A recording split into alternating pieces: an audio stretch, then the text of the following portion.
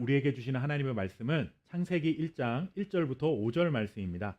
준비하신 성경책이나 우리 화면의 자막을 보시고 한 목소리로 우리 1절부터 5절 말씀 읽도록 하겠습니다. 태초에 하나님이 시작. 태초에 하나님이 천지를 창조하시니라. 땅이 혼돈하고 공허하며 흑암이 깊음 위에 있고 하나님의 영은 수면 위에 운행하시니라.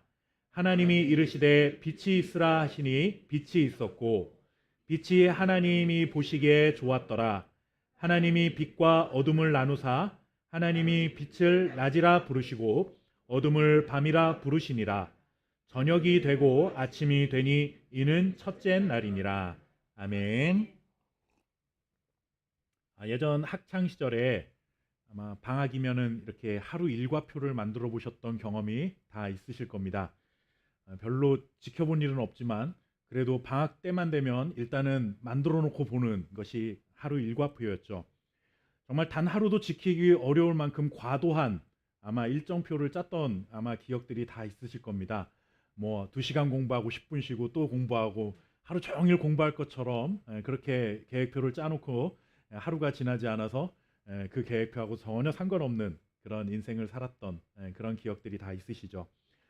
이제는 또 스마트폰이나 노트북에 우리의 스케줄이나 그리고 또 약속되어 있는 일정들을 다 기록하고 때가 되면 또 알림까지 해주기 때문에 인기가 예전만은 못하지만 새해가 되어서 이런 대형 서점을 가면 입구부터 다양한 다이어리가 이렇게 준비되었던 그런 경험 많이 보셨을 겁니다. 우리에게 매우 익숙한 장면이었죠. 새해가 되면 뭔가 스케줄을 새롭게 세우고 계획을 세우는 것. 다이어리에 1년 계획, 한 달 계획, 그리고 또 하루 계획, 그리고 또 하루에 몇 시부터 몇 시까지는 뭘 하고 이렇게 빼곡히 기록해 놓으면서 새해에는 반드시 이런 계획들을 이루고 싶다, 달성해 보겠다, 목표를 달성해 보겠다라는 결의를 다지곤 했었죠. 이렇게 새해가 되면 사람들은 새로운 결심을 합니다. 그리고 새로운 목표를 세우게 되어 있습니다. 계획을 세우고 그것을 이루기 위해 어떤 일들을 해야 될지 고민을 하는 것이죠. 그것은 왜 그런가 하면 작년보다는 조금 더 발전된 나의 모습을 꿈꾸기 때문에 그렇습니다. 작년보다 못한 삶을 살아가고 싶은 사람은 없겠지만 혹시 그런 사람들은 또 계획도 세우지 않겠죠. 우리가 뭔가 새로운 계획을 세우고 새로운 목표를 세운다는 것은 그래도 이전보다는 좀 더 나은 삶을 살고 싶은 우리의 마음속에 소원이 있기 때문에 그렇습니다. 여러분들은 올 한 해 어떤 계획을 세우셨습니까? 물론 아직까지 계획이 특별한 계획이 없으신 분들도 있겠지만 몇 월 달까지는 꼭 이런 구체적인 계획이 아니더라도 그래도 새해가 됐으니 올해는 이것 정도는 좀 해봐야지 하는 그런 마음의 결심 정도는 한두 가지씩 다 있으리라 생각이 됩니다. 다른 사람에게 말하진 않았어도 마음속에 다짐한 것들 또 무엇이 있는지 한번 생각해 보십시오. 취업을 하거나 공부를 해야 되는 학생들일 경우에는 올해는 영어 공부를 더 열심히 한다거나 내가 취업을 하려고 하는 곳에 필요한 전문 지식을 더 쌓으려 노력을 해야 되겠다. 올해는 다이어트에 성공해야겠다. 올해는 건강을 위해서 식단을 좀 조절하고 그래서 식습관도 좀 바꾸고 그리고 운동을 좀 꾸준히 해야겠다. 그리고 또 신앙의 성장을 위해서 성경을 그래도 일독은 한번 해야 되겠다. 내지는 큐티를 빼먹지 말고 해야겠다. 기도는 아침에 일어났을 때 눈 뜨자마자 한 30분 정도는 내가 매일같이 하리라. 이런 여러 가지 계획들을 아마 세우셨으리라 생각을 합니다. 그리고 또 그 계획을 이루기 위해서 지금 일주일밖에 지나지 않은 아직까지는 그래도 우리의 마음속에 결심이 두 주먹 불끈 쥐고 이렇게 해보겠다라고 하는 결심이 아직까지는 그렇게 굳세게 있지 않을까라는 생각이 듭니다. 새롭게 시작하는 한 해만큼은 나의 부족했던 모습 때문에 또다시 후회와 반성으로 2023년을 채우고 싶지 않은 마음이 있습니다. 그렇기 때문에 이렇게 우리는 노력하고 뭔가 조금이라도 좀 더 개선된 나의 모습을 그려보면서 계획과 꿈을 가져보는 것이죠. 그런데 여러분, 우리가 한 가지 기억해야 할 것이 있습니다. 그것은 무엇인가 하면 새로운 시작을 위해서는 반드시 과거와 이별하는 것으로부터 시작이 된다라는 사실을 기억하는 것입니다. 새로운 시작을 하기 위해서는 과거로부터 이별을 해야 한다라고 하는 것이죠. 영어 공부를 더 열심히 하기 위해서는 그냥 영어 공부를 열심히 해야지라는 다짐과 계획만으로 되는 것이 아니라 그동안 스마트폰을 손에 쥐고 유튜브나 아니면 온갖 검색을 하며 시간을 보냈던 과거의 나의 모습과 이별을 해야 한다라는 것입니다. 다이어트에 성공하기 위해서는 내가 열심히 운동을 해야지 그냥 마음만 먹는다고 될 일이 아니라 맛있는 음식을 즐겨 찾던 그런 과거 식습관과 이별을 해야 하고, 그리고 맛집 소개하는 프로그램에 나의 시선과 관심을 빼앗겼던 것으로부터 좀 우리의 관심을 떼어 놓아야 한다라고 하는 것이죠. 꾸준히 운동을 하기 위해서는 집에 앉아 소파에 기대거나 아니면 침대에 누워 있는 것이 너무 즐겁고 마냥 행복했던 그 시간과 우리가 조금 이별을 해야만 여러분들 우리가 운동을 할 수 있는 그런 계획을 달성할 수가 있게 되는 것입니다. 성경을 매일 읽고 묵상하고 기도하는 생활, 그것을 꾸준히 하기 위해서는 세상 돌아가는 일들 그리고 소식들에 적당히 관심을 끊어야 하고, 그리고 그런 세상의 일들과 조금 적당한 거리를 두어야만 우리에게 그런 성경을 읽고 기도하고 하나님의 말씀을 묵상할 수 있는 시간들이 생겨나는 것이지, 나의 과거의 습관과 그렇게 살아가는 모든 생활 패턴을 그대로 가지고 있으면서 뭔가 새로운 일을 한다는 것은 정말로 어려운 일이 된다라고 하는 것이죠. 새로운 시작을 위해서는 반드시 과거와 이별해야 한다라고 하는 것을 우리는 기억할 필요가 있습니다. 과거에 발목 잡힌 상태로는 아무리 그럴듯한 계획을 세운다 해도 여러분들 머리띠를 두르고 두 주먹 정말 불끈 쥐고 결심을 매일같이 해도 결국 제자리로 돌아가 버리고 마는 그런 경험만 반복되고 만다라고 하는 것이죠. 새로운 출발을 위해서 결심하는 것은 사실 그렇게 어렵지가 않습니다. 그렇죠? 우리가 마음 먹는 건 그렇게 어렵지가 않습니다. 그런데 문제는 뭐가 어렵냐 하면 이 과거와 이별하기가 어렵다라는 것입니다. 내가 먹는 것을 너무 즐기고 좋아하는데 다이어트에 성공하기는 어려운 거예요. 다이어트 해야지 라고 마음 먹은 거는 쉽지만 그 내가 좋아했던 그 살찌게 만들었던 당분이 높았던 군것질이나 이런 것들을 끊어버리기가 쉽지 않다라고 하는 것이죠. 여러분들 해마다 연말이 되면 그 교수님들이 모여서 지난 한 해에 우리 사회를 대표할 수 있는 사자성어를 선정을 하곤 합니다. 상의를 해서 정하게 되는데 작년 2022년 교수신문에서 정한 사자성어가 무엇인가 하면 과이불개라는 말이었습니다. 이 과이불개라는 말은 잘못을 보고도 고칠 줄을 모른다라는 그런 뜻을 가지고 있습니다. 작년 한 해 우리 사회를 보면서 교수님들이 모여서 우리 사회가 이런 사회이지 않겠느냐라고 하는 것을 이 내자로 이제 축약을 한 것이죠. 잘못을 보고도 고칠 줄을 모른다라고 하는 이 과이불개라는 뜻은 모든 잘못을 자신의 모습에서부터 찾는 것이 아니라 자꾸 남의 탓을 하는 것입니다. 저 사람이 잘못돼서, 사회가 이래서, 분위기가 그래서, 어쩔 수 없이 나도 그랬다라고 남의 탓으로 돌리는 것이죠. 나를 성찰하고 자신의 잘못을 돌아보는 것이 어렵기 때문에 그렇습니다. 그러기보다는 탓할 사람을 참는 것, 그런 습성을 이 내자에 담아 놓은 것입니다. 물론 교수님들이 이 사자성어를 정했을 때는 후진성을 보이며 매일 싸움을 하는 그 정치권에 대한 강한 비판 의식이 담겨 있는 것이긴 하지만, 솔직히 이 과이불개라는 말을 우리가 생각해 보았을 때 우리 자신은 여기에 해당되지 않는다라고 자신 있게 말할 수 있을까라는 생각을 한번 해보는 것이죠. 우리는 이 과이불개라는 이런 말을 들으면서도 어떻게 생각하냐면, 그래 맞아, 우리 사회가 이래, 우리 정치권이 이래 라고는 생각하면서 정작 내 자신은 성찰하고 그리고 내 자신은 남의 탓을 하고 있다라고 하는 사실에 대해서는 잘 모르고 있다라는 것이죠. 우리 스스로가 잘못을 인정하고 돌이키는 것보다는 남의 탓을 하고 환경 탓을 하는 것이 훨씬 더 쉽고 우리에게는 익숙해 있습니다.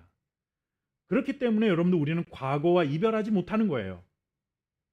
우리가 왜 나의 이런 좀 좋지 않은 습관과 좀 멀어지고 싶은데 안 되는 게 무엇인가 하면 내 자신으로부터 문제를 찾는 것이 아니라 자꾸 남의 탓을 하고 환경 탓을 하고 주변에 이러이런 것 때문이라고 뭔가 탓할 거리를 찾기 때문이다라고 하는 것이죠. 그래서 새로운 출발을 위한 그 어떤 계획과 결심을 아무리 잘 세운다 할지라도 그것이 무용지물이 되는 첫 번째 이유는 바로 여기에 있습니다. 내 자신을 돌아보지 못하는 것이죠. 내가 좋아하는 것, 좋지 못하다라고 생각하는데도 불구하고 좋아하는 것을 끊어버리지 못하는, 과거와 이별하지 못하는 내 모습에서 그 원인을 찾을 수가 있는 것입니다. 그렇다면 여러분들 어떻게 하면 우리가 정말 요즘 말로 쿨하게 그런 과거와 이별해서 우리 앞에 펼쳐져 있는 이 2010년, 23년이라는 새로운 무대에서 우리가 정말로 성공적인 신앙의 경주를 달려갈 수 있을까 하는 이 질문 앞에 오늘 답을 한번 찾아가 보려고 합니다. 여러분들, 새해가 되면 사람들이 가장 먼저 그리고 가장 많이 하는 것 중에 하나가 이것입니다. 새해 첫 번째 떠오르는 해를 보기 위해서 해돋이 명소를 찾아 여행을 떠나는 것이죠.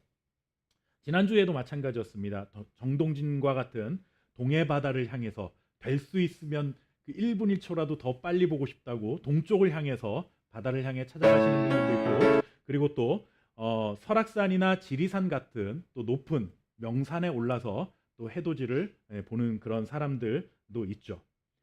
왜 그렇습니까? 해를 왜 봅니까? 어차피 여기서 보는 해나 거기서 보는 해나 똑같은 해임에도 불구하고, 그리고 어제 뜬 해나 뭐 사실 1월 1일에 뜨는 해나 똑같은 해잖아요. 그런데도 불구하고 그 해를 보기 위해서 멀리까지 그렇게 떠나는 이유가 무엇이겠습니까? 해는 어둠을 물러가게 하는 힘이 있습니다. 그렇죠?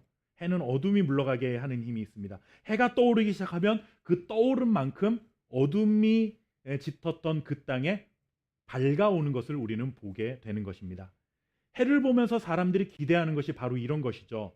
자신의 어두운 과거를 좀 청산해 주기를 원하는 마음이 그 속에는 담겨 있는 것입니다.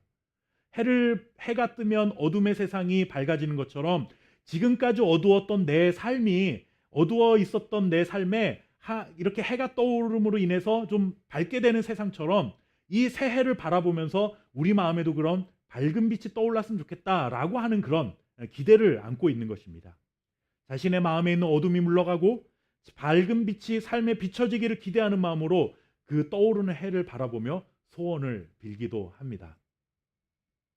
해는 지난밤의 어둠을 물러가게 하고, 그리고 어둠이 오면 혼돈과 무질서가 찾아오게 되는데, 그 혼돈과 무질서를 바로 잡는 힘이 바로 그 해, 빛에 있다라고 하는 것이죠. 하나님께서 이 세상을 창조하셨는데 그 당시 세상의 모습에 대해 성경은 이렇게 말하고 있습니다. 우리가 읽었던 본문 말씀, 창세기 1장 2절 말씀 다시 한번 읽어보도록 하겠습니다. 땅이 혼돈하고, 시작. 땅이 혼돈하고 공허하며 흑암이 깊음 위에 있고 하나님의 영은 수면 위에 운행하시니라. 아멘. 여기서 보면 땅이 혼돈하고 공허하며 흑암이 깊음 위에 있다라고 표현을 하고 있는데, 이 말씀이 하나님이 세상을 창조하시기 이전의 세상이 아니라 하나님이 말씀으로 세상을, 천지를 창조하신 직후의 모습에 대해서 이렇게 말하고 있다는 것이죠.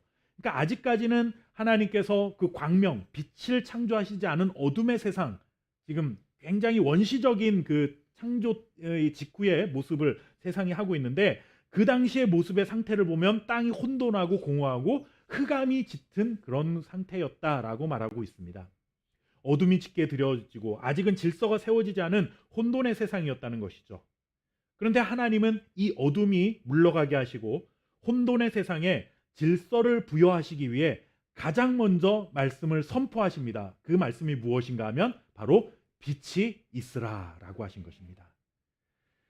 하나님의 이 말씀이 선포되자마자 정말 놀랍게도 세상에는 빛이 생겨났습니다. 이제는 어둠이 지배하는 세상이 아니라 빛이 들어와 어둠을 몰아내고 빛이 지배하는 밝은 세상이 되었다라고 하는 것입니다. 혼돈했던 세상에 질서가 세워지기 시작했습니다. 여러분들, 뭐 반드시 어둠이 무질서를 상징하는 것은 아니지만 대체적으로 나쁜 짓은 밝을 때 할까요? 어두울 때 할까요? 남들이 다 보는 이런 이런 데서 여러분들 카메라 켜고 뭐 동영상 스마트폰으로 찍고 있는데 그런 데서 나쁜 짓을 하진 않죠. 보통 무단횡단을 하실 때도 먼저 무단횡단을 하기 전에 어디를 살펴요? 주변을 살펴야죠. 예, 보는 사람이 있나 없나. 예, 주변을 살핀 다음에 보는 사람이 없을 것 같으면 냅다 뛰는 거죠. 예, 그것처럼 어둠이라고 하는 것은 혼돈과 무질서를 그렇게 상징을 합니다. 하나님께서 이 세상에 빛을 만드셨다라고 하는 것은 이제 혼돈과 무질서의 세상에 질서를 부여하시기 시작했다라고 하는 그런 의미를 담고 있는 것이죠. 이렇게 하나님의 말씀이 선포되자 그대로 이루어졌습니다. 여기서 우리가 한 가지 기억해야 될 것은 무엇인가 하면 하나님의 말씀은 반드시 사건을 일으킨다라고 하는 것입니다. 우리는 말을 해도 그 말대로 안 이루어지는 경우들이 많습니다. 우리 아이들에게, 자녀들에게 너 이렇게 해라고 한다고 해서 어릴 때는 그 말대로 그 아이가 행동을 하지만 점점 머리가 크고 이제 나이가 먹어가면서 그 말을 안 듣습니다. 왜 해야 되냐는 식으로 엄마 아빠에게 그런 눈초리를 보내다가 결국에 어느 때가 되면 그걸 왜 해야 되냐고 직접 말로 반항을 하기도 하죠. 그러나 하나님의 말씀에는 그런 반항을 할 수가 없는 거죠. 하나님이 빛이 있으라 하시면 그대로 사건이 일어나게 되어 있습니다. 하나님의 말씀의 권능입니다. 그것이. 그래서 하나님의 말씀은 우리에게 심적인 어떤 그런 심리적인 감동을 주고 그리고 지적인 어떤 깊은 깨달음을 주는 것으로 끝나는 것이 아니라 하나님의 말씀은 말씀하신 대로 이루어지는 사건이 일어나는 권능이 있다라는 사실을 우리가 오늘 기억해야 한다라고 하는 것이죠. 빛이 있으라 하시니 말씀하시니 빛이 있었습니다. 주님도 마찬가지셨죠. 안진뱅이를 보고 일어나라 하시니 그가 일어났습니다. 눈먼 자에게 눈을 뜨라 하니까 눈이 떠지고 풍랑이 있는 바다를 향해 잠잠하라 말씀하시니 그 바다가 정말로 거짓말처럼 조용해지고 잠잠해졌습니다. 이것이 바로 여러분들 하나님의 말씀 속에 담겨있는 권능인 것입니다. 하나님의 말씀은 우리가 거부할 수가 없는 거예요. 이것을 여러분들 신학에서는 불가항력이라고 이야기합니다. 불가항력적 은혜. 하나님의 그 말씀 앞에서는 우리가 대항할 수 없다라는 뜻이죠. 결국 우리가 새로운 삶을 시작하기 위해서 그것을 위해서는 우리가 과거의 삶과 이별을 해야 한다라고 말씀을 드렸는데 그러기 위해서는 우리가 부족했던 지난날 그리고 어둠으로 짙었던 우리의 삶, 혼돈과 무질서했던 우리의 삶에 빛이 있으라 말씀하셨던 그 하나님의 말씀이 우리 안에 들어와야 한다라는 것입니다. 하나님의 말씀이 우리의 삶에 부딪혀 오지 않으면 우리의 삶에 아무런 변화가 일어나지 않는다라는 것입니다. 우리는 그런데 하나님의 말씀과 상관없이 내 결심과 내 의지로 나를 바꿔보려고 한다라고 하는 것이죠. 절대로 바뀌지 않는. 여러분들, 저도 이제 인생을 꽤 살았는데 아직까지 제가 마음 먹는다고 해서 제 마음이 그리고 저의 습관이 저의 그 생각이 바뀌지 않는 거 제가 잘 압니다. 우리 흔히 그렇게 말하잖아요. 사람 잘 바뀌지 않는다. 여러분들, 사람 바뀌지 않는 것이 맞습니다. 오히려 나이가 들면 들수록 더 자신의 고집과 자신이 지금까지 살아왔던 모습을 더 고수하려고 하지 그것을 바꾸려 하지 않습니다. 개선하려 하지 않습니다. 그런데 여러분들, 우리를 바꿀 수 있는 유일한 힘과 능력이 있다면 그것은 바로 하나님의 말씀인 것입니다.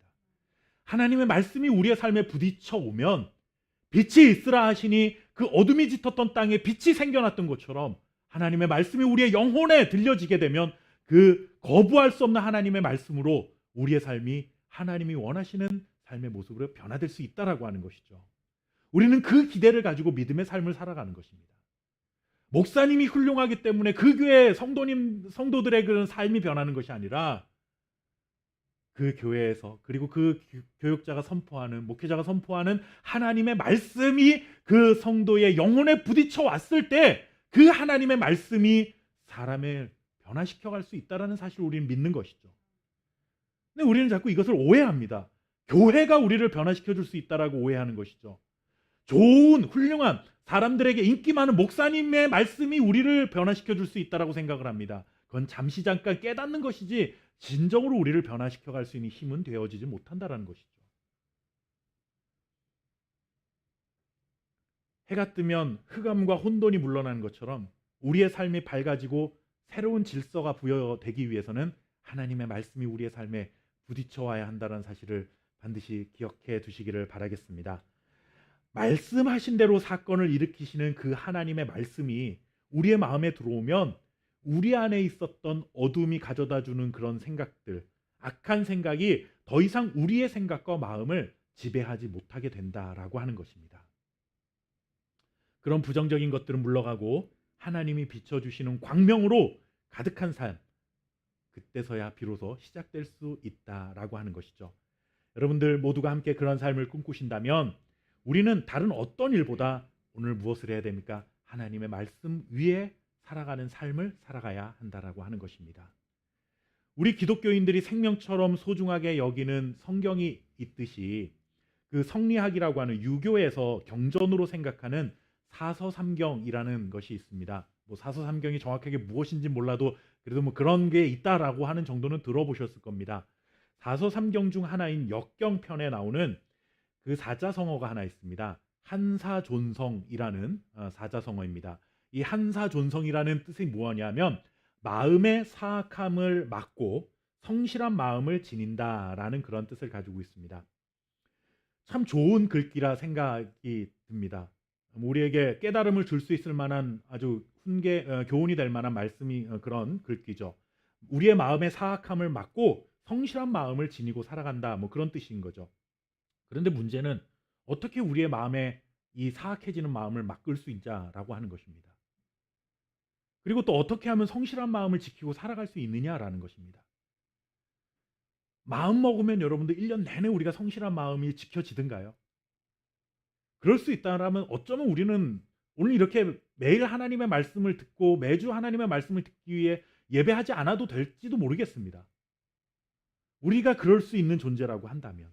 그런데 여러분들, 우리가 어떻게 하면 이 악해지는 우리의 마음을 막아서고 성실한 마음을 지켜갈 수 있느냐? 그것은 여러분들 사서삼경의 좋은 글귀인 것은 인정하지만 이것은 정답이 아닙니다. 함께 우리 시편 119편 105절부터 106절 말씀 읽어보도록 하겠습니다. 주의 말씀은 시작. 주의 말씀은 내 발의 등이요 내 길의 빛이니이다. 주의 의로운 규례들을 지키기로 맹세하고 굳게 정하였나이다. 아멘.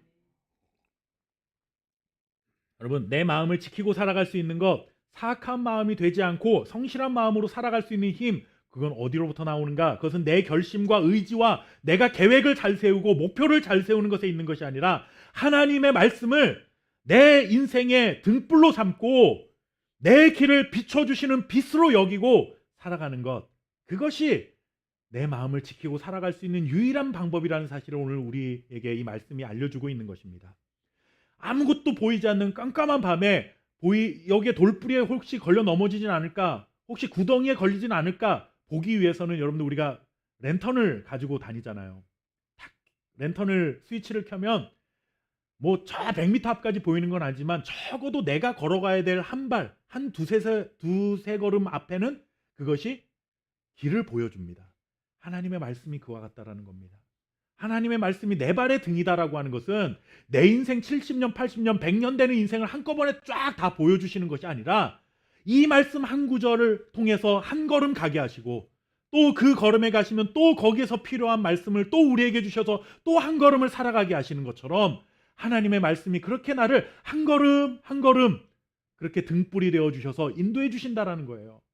그러니 우리의 마음을 지키고 살아갈 수 있는 것은 내가 결심을 한다고 될 것이 아니라 그 있는 자리에서 하나님이 나에게 뭐라고 말씀하시는지에 대한 그 하나님 나의 삶을 인도해 주옵소서, 이런 가난한 심령으로 하나님의 말씀을 듣고자 할 때에 하나님께서 말씀으로 우리의 삶을 한 걸음 나아갈 수 있도록 빛을 비춰주신다라는 그런 뜻이죠. 여러분들, 우리가 아무리 한사존성, 아까 좀 전에 말씀드렸던 사악해짐을 막고 성실한 마음으로 살아가려고 노력을 해도 우리는 어떤 존재냐 하면 제가 처음 말씀드렸던 2022년 우리나라의 사자성어, 그 과이불개, 남의 탓하면서 그저 여러분들 자신의 잘못을 고치려 하기보다는 남의 탓을 하기 좋아하는 연약한 존재라는 사실을 우리는 인정해야 하는 것입니다. 방법은 하나밖에 없습니다. 하나님의 말씀 위에 내 삶을 세우는 것입니다. 집을 세울 때 여러분들 기초공사를 하잖아요. 저기 갯벌 같은 데다 모래집에다가 집을 짓는 사람은 없습니다. 그런 데다 집을 지으면 곧 무너지고 맙니다. 우리의 삶이 어디를 기초로 하여 서 있느냐에 따라 우리의 삶이 든든히 설 수 있느냐 아니면 무너지느냐, 여기에서 판가름 나는 겁니다. 우리의 말씀이 하나님의 말씀을 믿는 믿음 위에 든든히 서야 될 줄 믿습니다. 그러기 위해 하나님의 말씀을 매일 양식처럼 먹어야 합니다. 매일 조금씩이라도 성경을 읽고 묵상하는 습관이 필요하다라는 것이죠. 어느 날 기분 내킨다고 오늘 시간도 많으니까 와, 성경 읽다 보니까 이거 나름 재밌네, 그래서 어느 날 하루 막 잠도 안 자고 먹지도 않고 막 2, 3일 내내 성경을 읽는 그런 재미에 푹 빠지는 것도 물론 우리의 삶의 중요한 경험일 수 있습니다. 저는 그러한 것도 필요하다고 생각합니다. 그런데 더 중요한 것은 매일 조금씩 꾸준히 일관성 있게 이 성경을 읽어나가는 것이 중요합니다. 여러분, 우리가 밥을 기분 내킬 때 일주일치 한꺼번에 다 먹고 하루에 한 끼에 다 먹고 그냥 일주일 굶고 사는 것은 건강한 삶이 아니죠. 그렇게 사는 사람은 건강하지 못합니다. 건강을 위해서는요, 꾸준히 적당량의 식사를 해야 합니다. 한꺼번에 이만큼을 먹는 게 아니라 조금씩 매일 먹어야 하는 것이죠. 하나님의 말씀이 우리의 양식이 되기 위해서는 매일 적당량을 꾸준히 읽고 묵상하는 것이 중요하다라고 저는 생각합니다. 그래서 우리가 1년을 두고 성경을 일독하자고 제가 진행하는 이유가 무엇인가 하면, 우리 함께 성경 읽기를 하자고 하는 것은 어느 날 하루 모여가지고 우리가 한 3박 4일 수련회 하듯이 성경 통독을 하는 것도 물론 재미있고 의미 있는 일일 수 있지만, 우리의 삶에서 그냥 하루에 한 30분 정도씩 매일매일 양식으로 삼는 그 하나님의 말씀을 읽어가면서 한 걸음 한 걸음 인도해 가시는 내 발의 등이 되신 하나님의 말씀을 경험해 보고 싶기 때문에 우리가 함께 이 성경을 읽어 나가자고 하는 것입니다. 그러니 우리 함께 성경 읽기를 매주 광고하는 광고로, 그냥 교회 소식 전하는 것으로 가볍게 여기지 마시고, 그 말씀을 함께 읽어가는 그 시간들을 통해 하나님께서 내 마음이 사악한 곳을 향하지 않도록 막아주시고 성실한 마음으로 하나님 앞에 살아갈 수 있도록 우리의 마음을 지켜주신다라는 믿음을 가지고 그 말씀을 읽어가실 수 있기를 주님의 이름으로 축원합니다. 함께 우리 시편 119편 129절부터 131절 말씀 함께 읽어보도록 하겠습니다. 주의 증거들은, 시작. 주의 증거들은 놀라움으로 내 영혼이 이를 지키나이다. 주의 말씀을 열면 빛이 비치어 우둔한 사람들을 깨닫게 하나이다. 내가 주의 계명들을 사모함으로 내가 입을 열어 헐떡였나이다. 아멘. 여러분들, 이 말씀처럼 하나님의 말씀이 내 영혼을 지켜주시고 사악한 곳을 가지 않도록 지켜주시고, 하나님의 말씀이 빛을 비추셔서 나의 삶의 어둠을 물러가게 하시고 우둔한 마음에 깨달음을 주실 것을 믿고 입을 열어 헐떡일 만큼 하나님의 말씀을 사모하는 삶을 살아갈 수 있는 저와 여러분 될 수 있기를 바랍니다. 한여름에 땀을 뻘뻘 흘리면서 일을 하거나 운동을 한 후에 여러분들 시원한 얼음물 한 잔 여러분들 손에 들면 어떻게 됩니까? 그냥 이렇게 우리 표현으로 깔짝깔짝 마시는 사람은 없습니다. 그럴 때는 어떻게 표현하죠? 우리가 벌컥벌컥 마신다라고 그러죠. 들이킨다고 그러잖아요. 오늘 하나님의 말씀을 간절한 마음으로 사모하고 그 말씀을 지켜 행하기를 힘쓰는 표현을 시편 기자가 뭐라고 합니까? 내가 입을 열어 헐떡였나이다. 얼마나 하나님의 말씀에 갈급함을 느꼈으면, 그 은혜의 사모함을 가졌으면 내가 입을 벌리고 헐떡였습니다라는 고백을 하겠습니까? 우리가 하나님의 말씀을 대하는 태도가 이러해야 된다라는 거예요. 요즘은 말씀의 홍수 속에서 우리가 살아갑니다. 유튜브를 통해서 너무나 많은, 인터넷을 통해서 너무나 많은 말씀들을 다양하게 들을 수 있다 보니 말씀에 대한 간절함이 사라져 버렸어요. 그런데 여러분들, 많은 만큼 가짜도 많다라는 것을 아십니까? 많은 것이 항상 좋은 것은 아니죠. 많기 때문에 우리가 더욱더 잘 분별해서 그 말씀을 들어야 한다라는 것입니다. 선지자의 말씀처럼 물이 없고 먹을 것이 없는 주림이 아니라 너무 많은데 그곳에서 진짜를 찾기 힘든 그런 세대 속에 우리가 살아가고 있는 거예요. 그러다 보니 우리가 풍족하니까 별로 갈급함이 없습니다. 주일 예배를 못 드려도 뭐 그냥 에휴 뭐 또 인터넷 틀면 나오겠지, 얼마든지 들을 수 있는 이런 환경 속에 살다 보니 하나님의 말씀에 대한 갈급함이 없어요. 입을 벌려 헐떡이는 모습들이 우리 안에 사라져버리고 말았다는 것이죠. 올 한 해 우리가 좀 그런 마음으로 살아갔으면 좋겠습니다. 하나님의 말씀 정말 오늘 듣지 않으면, 오늘 이 말씀이 아니면 나 굶어 죽을지도 모르고 내가 목말라 죽을지도 모르겠다라고 하는 그런 절박하고 간절한 심령으로 하나님의 말씀 한 절이라도 붙들고 살아가기 위해서 입을 벌려 헐떡이는 마음으로 하나님의 말씀을 간절히 사모하며 살아가는 것. 여러분들, 등산 좋아하시는 분들 많습니다. 그런데 등산을 또 굉장히 싫어하는 사람들도 있습니다. 근데 이 등산을 싫어하고 등산의 맛을 모르는 사람들과 함께 등산을 하다 보면 종종 이런 말을 하죠. 아니, 어차피 내려올 이 산을 뭐 하려고 힘들게 올라가냐는 것이죠. 맞잖아요, 여러분들. 그리고 낚시를 취미로 하시는 분들 혹시 계십니까? 저는 뭐 낚시를 이렇게 즐겨하는 사람은 아닌데, 낚시를 즐겨하는 사람들은 잡아서 먹는 것보다는 잡았다가 도로 놔주면서도 낚시를 합니다. 그 잡는 그 기분을 아는 거죠.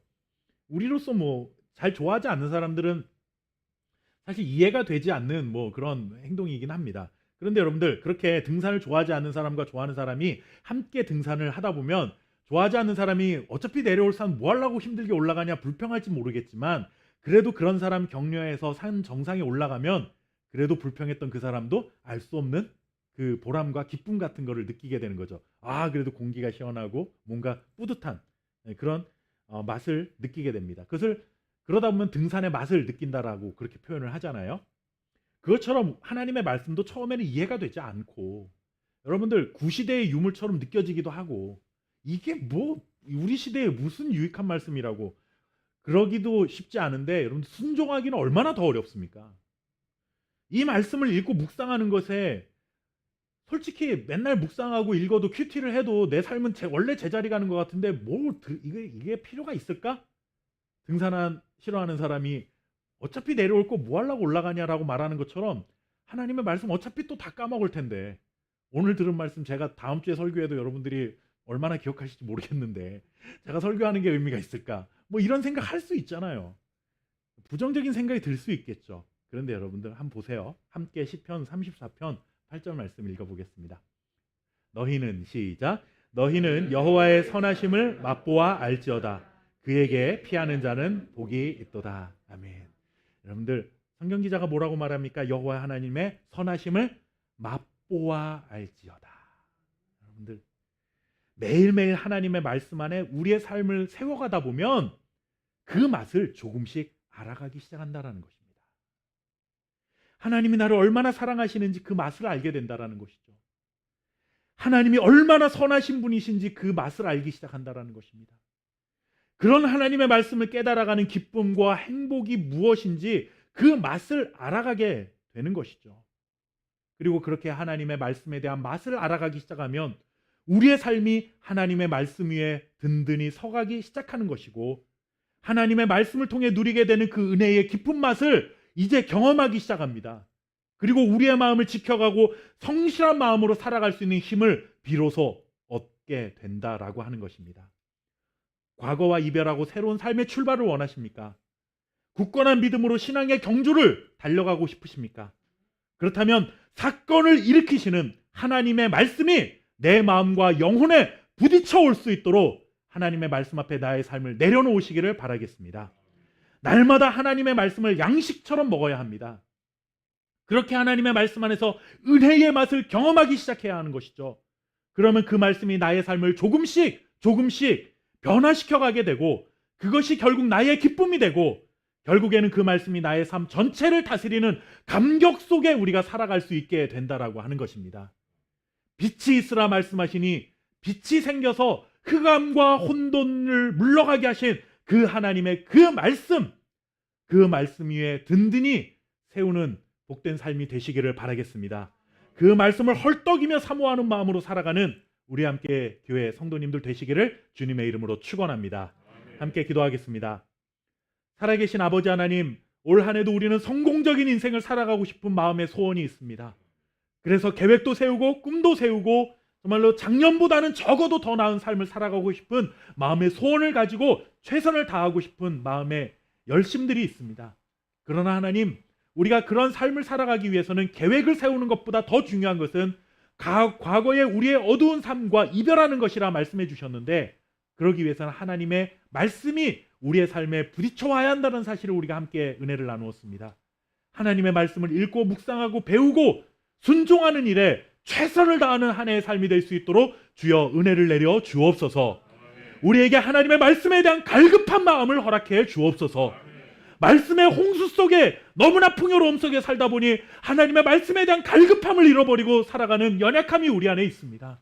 하나님, 이런 홍수 속에서 무엇이 진리고 무엇이 진짜인지 분별할 수 있는 지혜를 허락하여 주시고 그렇게 분별하여 그것 아니면 나는 줄이고 목마를 수밖에 없다라는 갈급한 심령으로 하나님의 말씀을 매일같이 먹고 마실 수 있는 하나님의 자녀들 될 수 있도록 축복해 주옵소서.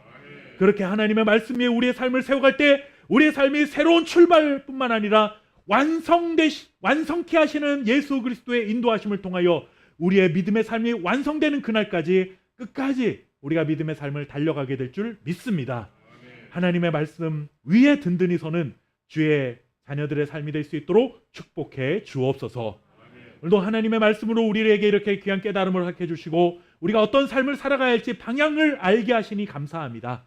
우리를 하나님의 자녀로 삼아주시고 이러한 인생의 새로운 길을 알려주신 하나님께 감사하여 구별하여 물질을 드리오니 이 예물이 쓰이는 곳마다 하나님의 빛이 비춰져서 아직도 어둠 속에서 살아가고 있는 많은 사람들에게 빛으로 인도할 수 있는 축복의 통로가 될 수 있도록 주님 역사해 주옵소서.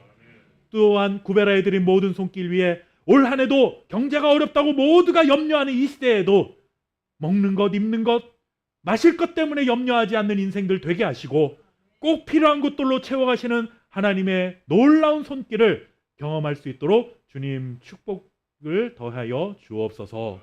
감사드리며 살아계신 예수 그리스도의 이름으로 간절히 기도하옵나이다. 아멘.